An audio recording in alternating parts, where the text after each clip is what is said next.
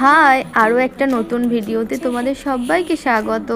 তো দেখো, সকাল সকাল আজকে বৃহস্পতিবার, তো ভাবলাম সকাল সকাল স্নানটা সেরে পুজোটা সেরে নিই। তো আজকে একটা ভালো দিন যেহেতু, তাই ভাবলাম একটুখানি শাড়ি পরি। তো শাড়িটা পরে সুন্দরভাবে রেডি হয়ে নিয়েছি, সিঁদুর টিঁদুর পরে একদম।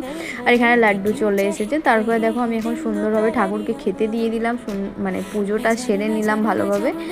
তারপরে এবার ঘরের কাজবাজ শুরু করব আর কি।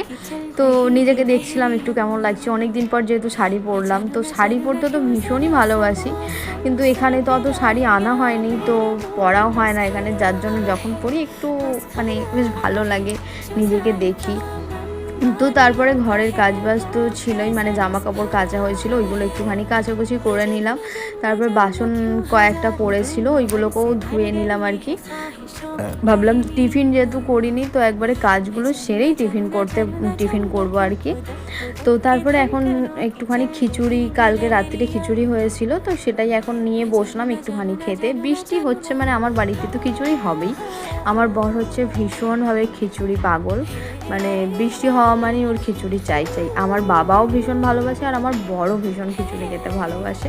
তো তারপরে খেয়ে দিয়ে একটুখানি, বৃষ্টি পড়ছে, বৃষ্টির মধ্যে বাইরে একটুখানি ভিজতে বেরিয়ে পড়লাম। তো চলো, আসছি আবার কাল, বাই বাই।